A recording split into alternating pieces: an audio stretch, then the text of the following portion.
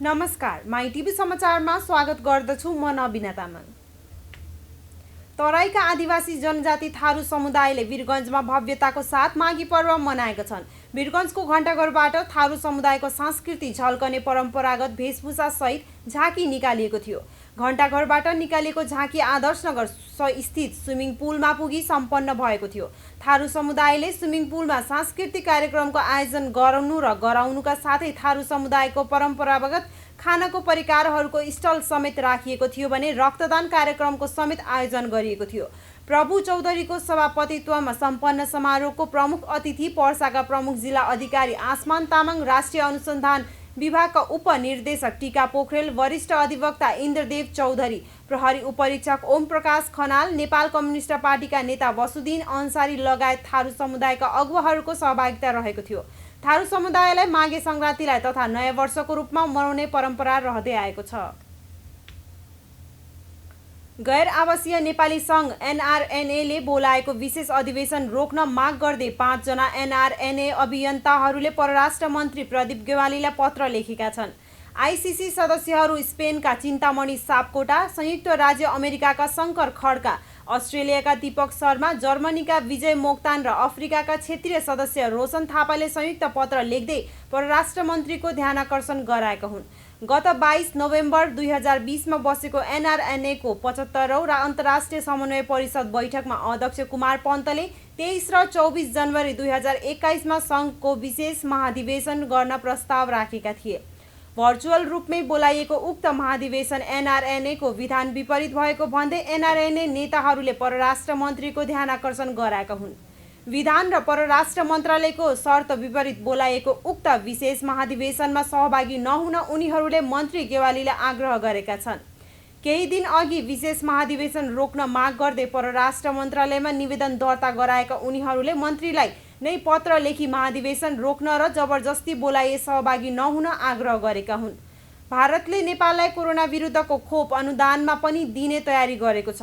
स्वास्थ्य मन्त्रालयका एक उच्च अधिकारीका अनुसार परराष्ट्र मन्त्री प्रदीप कुमार ग्यावालीको 3 दिने भारत भ्रमणका बेला पनि नेपाली पक्षले कोरोना विरुद्धको खोप खरिदको प्रस्ताव भारत समक्ष गर्नेछन्।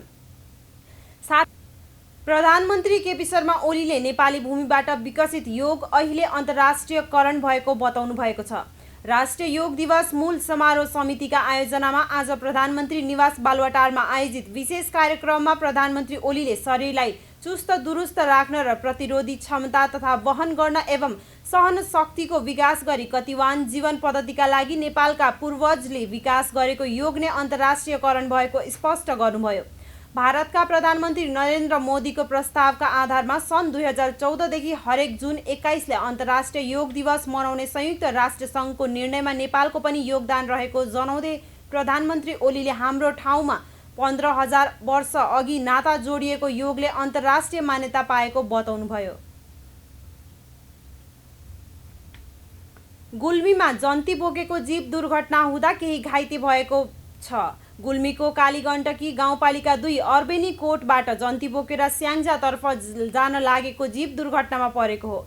G1 J 5086 नम्बरको उक्त जीपमा करिब 15 जना यात्रु सवार रहेको बताइएको छ। घाइते हुनेमा दुलहाका बुबा प्रकाश पाण्डे सहित केही जन्ती र सहचालक रहेका छन्। उनीहरूको शरीरका विभिन्न भागहरूमा चोटपटक लागेको र स्थानीय स्वास्थ्य चौकीतर्फ उपचारका लागि लगेको बताइएको छ। पछिल्लो 24 घण्टामा थप 403 जनामा कोरोना भाइरस संक्रमण भएको छ। स्वास्थ्य तथा जनसङ्ख्या मन्त्रालयका अनुसार 5032 जनामा गरिएको परीक्षणमा 242 जना पुरुष र 161 जना महिला गरी 403 जनामा संक्रमण पुष्टि भएको हो। नेपालमा कोरोना भाइरस संक्रमितको कुल सङ्ख्या 2,66,546 पुगेको छ। तीमध्ये 2,60,177 जना संक्रमण मुक्त भएका छन् भने 1,943 जनाको मृत्यु भएको छ। हाल देशभर सक्रिय संक्रमितको सङ्ख्या 4,426 रहेको छ। तीमध्ये 1,124 जना संस्थागत आइसोलेसनमा, 152 जना आइसियुमा र 33 जना भेन्टिलेटरमा उपचाररत छन्। पछिल्लो 24 घण्टामा कोरोना भाइरस संक्रमण मुक्त हुनेको सङ्ख्या 405 रहेको छ भने कोरोना भाइरस संक्रमणका कारण 6 जनाको मृत्यु भएको स्वास्थ्य तथा जनसङ्ख्या मन्त्रालयले जनाएको छ। काठमाडौँको भद्रकाली स्थित आकाशे पुल नजिक वा 3ख4437 नम्बरको बस अनियन्त्रित भई पल्टिँदा 3 जना घाइते भएका छन्। महानगरीय प्रहरी परिसरका प्रहरी नायब उपरीक्षक प्रमेश विष्टका अनुसार बिहान उक्त दुर्घटना हुँदा घाइते भएकाहरूको अहिले ट्रमा सेन्टरमा उपचार भइरहेको छ। घाइते मध्ये चालकको अवस्था गम्भीर रहेको तर सबैको पहिचान खुली नसकेको जनाएको छ। घटनापछि केही बेर सवारी साधन आवागमनमा समस्या भए पनि अहिले सञ्चालनमा रहेको विष्टले जानकारी दिनुभयो। बसमा 3 जना मात्रै सवार रहेको बुझिएको छ। आजदेखि एक ब्याङ्कको कार्ड अर्को ब्याङ्कको एटिएममा प्रयोग गर्दा सेवा शुल्क लाग्ने भएको छ। कोभिड-19 को रोकथामको लागि गरिएको लकडाउनको अवधिमा जुनसुकै ब्याङ्कको एटिएम कार्ड प्रयोग गर्दा शुल्क नलाग्ने निर्णय ब्याङ्कहरूले गरेका थिए। तर अहिले लकडाउन खुकुलो भएसँगै सीमित ब्याङ्कहरूले ल्याएका केही अफर बाहेक एक ब्याङ्कको कार्ड अर्को ब्याङ्कको एटिएममा घुसाएर रकम झिक्दा वा ब्यालेन्स जानकारी लिँदा शुल्क काटिने भएको छ। राष्ट्र ब्याङ्कले पुस 23 गते नै भुक्तानी सम्बन्धी निर्देशन जारी गर्दै अन्तर ब्याङ्क एटिएम कारोबारमा शुल्क लिन पाउने व्यवस्था गरेसँगै आजदेखि अन्य ब्याङ्कको एटिएम प्रयोग गर्दा शुल्क लाग्ने भएको हो। यद्यपि महिनामा 2 पटक मात्र प्रयोग गर्दा पनि निःशुल्क गर्नुपर्ने व्यवस्था मिलाउन राष्ट्र ब्याङ्कले निर्देशन दिएको छ। 2 पटक भन्दा बढी कारोबारमा पनि प्रति कारोबार 20 रुपैयाँ भन्दा बढी शुल्क लिन नपाउने व्यवस्था राष्ट्र ब्याङ्कले गरेको छ। कोरोनाको असरका कारण गत चैतको दोस्रो साताबाट अन्तर एटिएम कारोबार ब्याङ्कहरूले नै निःशुल्क गरेका थिए।